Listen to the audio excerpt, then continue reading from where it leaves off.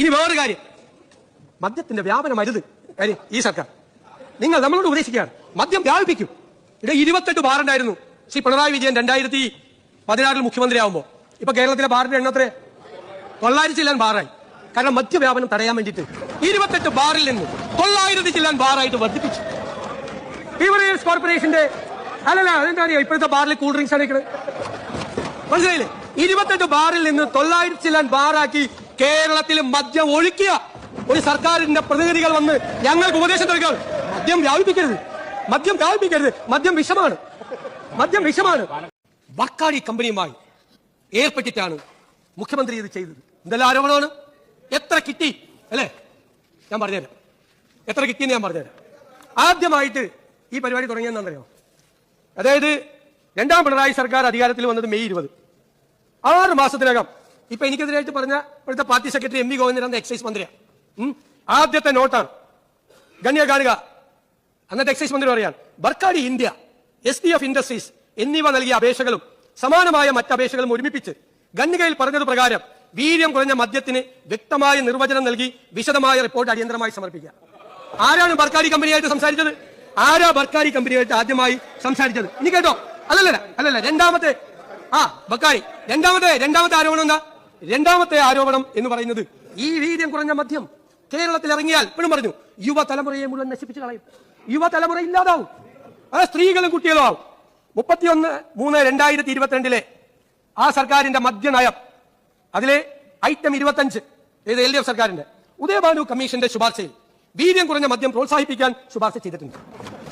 അതുകൊണ്ട് സംസ്ഥാനത്ത് 20% വരെ വീര്യമുള്ള മദ്യം ലഭ്യമാക്കുന്നതിന് നടപടി സ്വീകരിക്കും. തീരുമാനിച്ചാണ് കേട്ടാ. അതായത് വീര്യം കുറഞ്ഞ മദ്യം കേരളത്തിൽ ഇറങ്ങിയാൽ അപകടമാണ്. നിയമസഭ അക്ഷരാർത്ഥത്തിൽ ഒരു യുദ്ധകളമായിട്ട് മാറിയാൽ എങ്ങനെയിരിക്കും കൂട്ടുകാരെ? അതും 10 വർഷമായിട്ട് കേരളം ഭരിച്ച ആരെയും വിറപ്പിച്ചിരുന്ന നമ്മുടെ ക്യാപ്റ്റൻ പിണറായി വിജയന് മുന്നിലേക്ക് ഒരൊറ്റ പ്രസംഗം കൊണ്ട് നമ്മുടെ മുഖ്യമന്ത്രി VD സതീശൻ അമ്പുകൾ തൊടുത്തുവിട്ടാൽ എങ്ങനെയിരിക്കും കൂട്ടുകാരെ?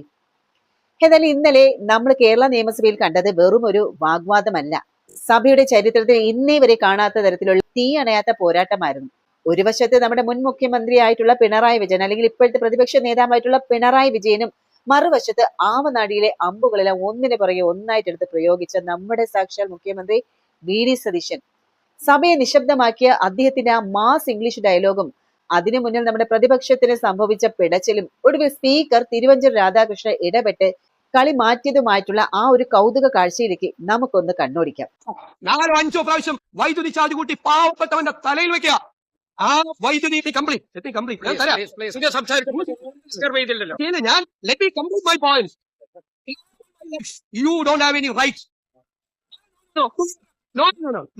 Industrial infrastructure, renewable energy, logistics and warehousing, solid waste management, elderly assisted living facilities, global capability centre. സാധാരണക്കാർ, ഇടത്തരക്കാർ ചെയ്യട്ടെ. 25,000 രൂപ ഇൻവെസ്റ്റ് ചെയ്യുന്ന ഒരാൾക്ക് അയാൾ പണി നിർത്തി ഇവിടെ വരുമ്പോൾ അതിന്റെ 10 ഇരട്ടിയായതിന്റെ വാല്യൂ കിട്ടും. 5 ലക്ഷം രൂപ ഇൻവെസ്റ്റ് ചെയ്യുന്ന ആൾക്ക് അയാൾ റിട്ടേൺ ഇവിടെ വരുമ്പോൾ ആ ഷെയറിന്റെ വാല്യൂ കൂടും. സാധാരണക്കാരായ പ്രവാസികൾ തിരിച്ചിവിടെ വന്നാൽ ഒന്നുമില്ലാതെ കഷ്ടപ്പെടുന്നവരെ ഈ സംസ്ഥാനത്തിന്റെ സാമ്പത്തിക വികസനത്തിൽ പങ്കാളികളാക്കുകയും അവരെ ചേർത്ത് നിർത്തുകയും അവരുടെ ജീവിതം സുരക്ഷിതമാക്കുകയും ചെയ്യുന്ന പദ്ധതികളാണ് സാർ ഞങ്ങൾക്ക്. ബഡ്ജറ്റ് ചർച്ച കൊടുമ്പിരി കൊണ്ടിരിക്കുകയാണല്ലോ. ഭരണപക്ഷത്തിന്റെ നെഞ്ചിടിപ്പ് കൂട്ടിക്കൊണ്ട് നമ്മുടെ മുഖ്യമന്ത്രി അക്കമിട്ട് പോയിന്റുകൾ നിരത്തി തകർത്ത് പ്രസംഗിക്കുകയാണ്. അദ്ദേഹത്തിന്റെ അമ്പുകൾ അത്രമേൽ മൂർച്ചയുള്ളതായിരുന്നു. എന്തായാലും ഇതൊക്കെ പ്രതിരോധിക്കാൻ വഴിയില്ലാതെ നിന്നപ്പോഴാണ്, പ്രതിപക്ഷം ഉത്തരമുട്ടി നിൽക്കുമ്പോഴാണ് ഒടുവിൽ ക്ഷമകെട്ട് നമ്മുടെ പ്രതിപക്ഷ നേതാവായിട്ടുള്ള പിണറായി വിജയൻ സീറ്റിൽ നിന്ന് ചാടി എഴുന്നേൽക്കുകയും അതുപോലെ തന്നെ നമ്മുടെ മുഖ്യമന്ത്രിയുടെ പ്രസംഗം തടസ്സപ്പെടുത്താനൊക്കെയുള്ള ശ്രമമായിരുന്നു, അതായിരുന്നു ലക്ഷ്യം. പക്ഷെ അദ്ദേഹത്തെ പോലും പ്രതീക്ഷിക്കാത്ത ഒന്നാണ് അടുത്ത സെക്കൻഡിൽ സഭയിൽ സംഭവിച്ചത്. നമ്മൾ വീഡിയോയിൽ കണ്ടതുമാണ് എന്താണെന്നുള്ളത്. കൂട്ടുകാരെ, കളി അവിടെയും തീർന്നില്ല. വെറും ഒരു ഡയലോഗ് ഭാഷയിൽ ഒതുങ്ങുന്നതായിരുന്നല്ലോ അദ്ദേഹത്തിന്റെ പ്രസംഗം. ജോണി വാക്കറിന്റെ ശിവാശ്രീകളുടെ കൈ നീട്ടി വാങ്ങിച്ചിട്ടാണോ ഈ 78 കൊടുത്തത്? ആണോ? പണ്ടത്തെ ഒരു മുഖ്യമന്ത്രി ഉണ്ടായിരുന്നപ്പോ ഫയൽ ചുമന്നുകൊണ്ട് AKG സെന്ററിൽ പോയിരുന്നത് പോലെ ഒറ്റ കോൺഗ്രസ് മന്ത്രി, ഘടകകക്ഷിയുള്ള മന്ത്രി അവരുടെ പാർട്ടി ഓഫീസിലേക്ക് ഫയലുമായിട്ട് പോകില്ല. ഫോറിൻ മെയ്ഡ് ഫോറിൻ ലിക്കർ, ഇതിന്റെ ആൽക്കഹോളിക് കണ്ടന്റ് എന്ന് പറയുന്നത് 40% മുതൽ 60% വരെയാണ്. നമ്മുടെ ഇന്ത്യൻ മെയ്ഡ് ഫോറിൻ ലിക്കറിനേക്കാൾ കൂടുതൽ ആൽക്കഹോളിക് കണ്ടന്റ് ഉള്ള സാധനം. 2018-19 അന്ന് ഇന്ത്യൻ മെയ്ഡ് ഫോറിൻ ലിക്കറിന് 210% ടാക്സ് ആയിരുന്നപ്പോ ഇവരുടെ ഗവൺമെന്റ്, അദ്ദേഹം തന്നെയാണ് മുഖ്യമന്ത്രി, കൊണ്ടുവന്ന ടാക്സ് എത്രയാണ്? 78%. 2022-23 ഇപ്പോ 251% വരെ ഇന്ത്യൻ മെയ്ഡ് ഫോറിൻ ലിക്കറിന്. അപ്പോ ഈ ഫോറിൻ മെയ്ഡ് ഫോറിൻ ലിക്കറിന്റെ ടാക്സ് എത്രയെന്ന് അറിയോ? 115%, ബിയറിനേക്കാൾ താഴെ. അപ്പൊ ഞാൻ ചോദിക്കുന്നത്, ജോണി വാക്കറിന്റെ നിന്നും ഷീവാ ശ്രീകളുടെ നിന്നും കൈ നീട്ടി വാങ്ങിച്ചിട്ടാണോ ഈ 78 കൊടുത്തത്? ആണോ? അതാണ് ചോദ്യം. വീര്യം കുറഞ്ഞ മദ്യം എന്ന് നിശ്ചയിച്ച് നിങ്ങളാണ്. ഗവൺമെന്റ് കണ്ടിന്യൂഷൻ ആണല്ലോ. ഞങ്ങളുടെ മുമ്പിൽ വീര്യം കുറഞ്ഞ മദ്യമുണ്ട്. ഞങ്ങൾ അതിനൊരു ടാക്സ് റേറ്റ് നിശ്ചയിച്ചു. അതാണ് ടാക്സ് റേറ്റ്. 120 മുതൽ 120, 175 രണ്ട് ടാക്സ് റേറ്റ് നിശ്ചയിച്ചു. മദ്യനയം തീരുമാനിക്കേണ്ടത് പൊളിറ്റിക്കൽ ഡിസിഷനാണ്. UDF ആണ്. ഞങ്ങളൊരു തീരുമാനം എടുത്ത് നിങ്ങളെ പോലെ മദ്യനയത്തിന്റെ ഭാഗമാക്കി വീര്യം കുറഞ്ഞ മദ്യം കേരളത്തിൽ വിൽക്കണം എന്ന് UDF പോളിസി വന്നാൽ ഇതായിരിക്കും ടാക്സ്. ഇനി UDF തീരുമാനിക്കുകയാണ് വീര്യം കുറഞ്ഞ മദ്യം കേരളത്തിൽ വിൽക്കണ്ട, അത് വിൽക്കില്ല. അത് പൊളിറ്റിക്കൽ ഡിസിഷനാണ്. ധനകാര്യമന്ത്രിക്ക് അറിയാം. ടാക്സ് തീരുമാനിക്കുന്നതിന് മുമ്പ് ആ ഡിപ്പാർട്ട്മെന്റുമായിട്ട് സംസാരിക്കുക, അവരുടെ പ്രപ്പോസൽ മേടിക്കും. അവരുമായിട്ട് സംസാരിക്കില്ല അല്ലേ? ഞാൻ ഈ ലിജു എന്റെ മുറിയിലേക്ക് വന്ന് എന്നോട് സംസാരിക്കും എന്ന് പത്രവാർത്ത കണ്ടിട്ട് ഞാൻ ലിജുനോട് ചോദിച്ചിട്ട് നീ വരുന്നില്ലേ? ഈ ഞങ്ങൾ ദൈനംദിന അഡ്മിനിസ്ട്രേറ്റീവ് കാര്യങ്ങൾക്ക് ഫയല് കൊണ്ടുകൊണ്ട് KPCC പോയില്ല. പണ്ടത്തെ ഒരു മുഖ്യമന്ത്രി ഉണ്ടായിരുന്നപ്പോ ഫയല് ചുമന്നുകൊണ്ട് AKG സെന്ററിൽ പോയിരുന്നത് പോലെ ദൈനംദിന ഭരണത്തിൽ ഒറ്റ കോൺഗ്രസ് മന്ത്രി, ഒരു ഘടകകക്ഷിയുള്ള മന്ത്രി അവരുടെ പാർട്ടി ഓഫീസിലേക്ക് ഫയലുമായിട്ട് പോയില്ല. ഇത് 28 ബാർ ഉണ്ടായിരുന്നു ശ്രീ പിണറായി വിജയൻ 2016 മുഖ്യമന്ത്രിയാവുമ്പോൾ. ഇപ്പൊ കേരളത്തിലെ ബാറിന്റെ എണ്ണത്തിലെ 900 ചില്ലാൻ ബാറായി. കാരണം മദ്യവ്യാപനം തടയാൻ വേണ്ടിയിട്ട് 28 ബാറിൽ നിന്ന് 900 ചില്ലാൻ ബാറാക്കി കേരളത്തിൽ മദ്യം ഒഴുക്കിയ ഒരു സർക്കാരിന്റെ പ്രതിനിധികൾ വന്ന് ഞങ്ങൾക്ക് ഉപദേശം നൽകുക, മദ്യം വ്യാപിപ്പിക്കരുത്, മദ്യം വിഷമാണ്. അവരോടൊക്കെ എത്ര പ്രാവശ്യം മേടിച്ചു. കേരളത്തിന്റെ സാമ്പത്തിക അടിത്തറ മാറ്റാൻ പോകുന്ന ഒരു നിയോ കേരള മോഡൽ, അതാണ് അദ്ദേഹം സഭയിൽ പ്രഖ്യാപിച്ചത്. പഴയ കേരള മോഡൽ ഒരു ഔട്ട്ഡേറ്റഡ് ആണ് എന്ന് തുറന്നടിച്ച അദ്ദേഹം ഇനി നമുക്ക് വേണ്ടത് ഉൽപാദനക്ഷമത കൂട്ടുന്ന സ്വകാര്യ നിക്ഷേപങ്ങളെ ഇരു കൈ നീട്ടി സ്വീകരിക്കുന്ന പുതിയൊരു സാമ്പത്തിക നയമാണെന്ന് ബഡ്ജറ്റ് ഉയർത്തിപ്പിടിച്ച് തന്നെ വെല്ലുവിളിച്ചു. പണ്ട് കരുണാകരൻ കൊണ്ടുവന്ന ഒരു സിയാൽ മോഡൽ ഓർമ്മയില്ലേ?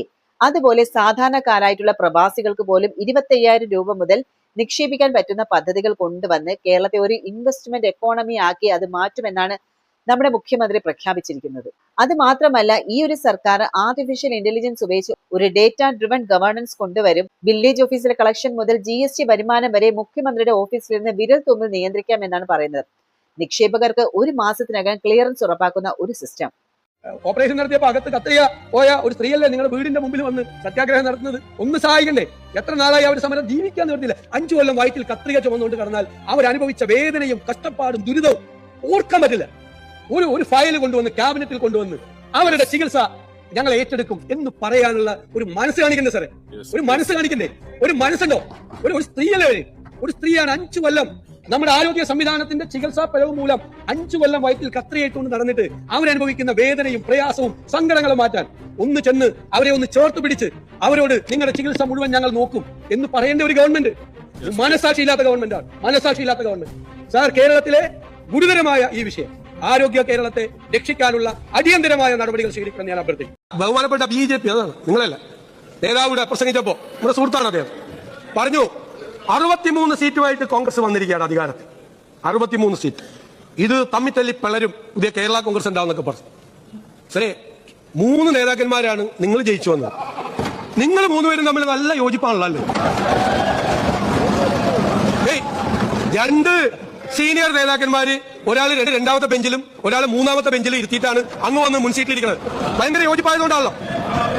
എന്തായാലും തന്റെ 25 വർഷത്തെ MLA എന്നുള്ള അനുഭവ സമ്പത്ത് വെച്ചാണ് മുൻ സർക്കാരുകളുടെ കാലത്ത് വികസന പദ്ധതികൾ വൈകിപ്പിച്ച ഖജനാവ് ദൂർത്തടിച്ചതിനെതിരെയെല്ലാം മുഖ്യമന്ത്രി ആഞ്ഞടിച്ചു. 1998 കൊച്ചിയിൽ തുടങ്ങിയ 36 കോടിയുടെ കുടിവെള്ള പദ്ധതി തീരാൻ 12 വർഷമെടുത്തു. തുക 172 കോടിയായിട്ട് ഉയരുകയും ചെയ്തു. ഇത് ചോരുന്നത് പാവപ്പെട്ടവന്റെ നികുതി പണമാണ്. ഇതിനെ അനുവദിക്കില്ല എന്ന് അദ്ദേഹം ശക്തമായിട്ട് തന്നെ ബാധിച്ചു. പദ്ധതികൾ വൈകിപ്പിക്കുന്ന ഉദ്യോഗസ്ഥർക്ക് കൃത്യമായിട്ടുള്ള ഒരു അക്കൗണ്ടബിലിറ്റി നിശ്ചയിക്കുമെന്നും ജനങ്ങളുടെ മേൽ ഒരു നയാ പൈസയുടെ നികുതി ഭാരം പോലും അടിച്ചേൽപ്പിക്കാതെ നികുതി ചോർച്ച അടഞ്ഞ് അത് മുന്നോട്ട് പോകുമെന്നും അദ്ദേഹം അടിവരയിട്ട് പറയുന്നു. ചുരുക്കത്തിലെ പ്രതിപക്ഷം ഉന്നയിച്ച അഴിമതി ആരോപണങ്ങളെല്ലാം മുഴുവനും ഒരു ഒറ്റ മാസ്മരിക പ്രസംഗം കൊണ്ട് തന്നെ വെള്ളത്തിൽ ഒഴുക്കി കളയുകയെന്ന് VD സതീശൻ എന്ന നമ്മുടെ മുഖ്യമന്ത്രി. സുഹൃത്തുക്കളെ, ഇവിടെ പ്രതിപക്ഷ നേതാവിന്റെ ചോദ്യങ്ങൾക്ക് മുന്നിൽ പതറാതെ ചങ്ങൂറ്റത്തോടെ പോയിന്റുകൾ നിരത്തി VD സതീശൻ സഭയെ കയ്യിലെടുത്ത ഒരു മാസ് പ്രകടനം തന്നെയാണ് ഇന്നലെ കേരളം കണ്ടത്. പിണറായി വിജയനും VD സതീശനും തമ്മിലുള്ള ഈ ഒരു കൊമ്പ് കോർക്കലിൽ ആരാണ് ജയിച്ചത്? അദ്ദേഹത്തിന്റെ ഈ ഒരു പുതിയ വികസന നയങ്ങളെ നിങ്ങൾ എങ്ങനെ കാണുന്നു? നിങ്ങളുടെ പവർഫുൾ ആയിട്ടുള്ള അഭിപ്രായങ്ങൾ ഇപ്പോൾ തന്നെ താഴെ കമന്റ് ചെയ്യാൻ മറക്കരുത്. മറ്റൊരു വീഡിയോയുമായി നമുക്ക് വീണ്ടും കണ്ടുമുട്ടാം. അതുവരെ എല്ലാവർക്കും നന്ദി, നമസ്കാരം.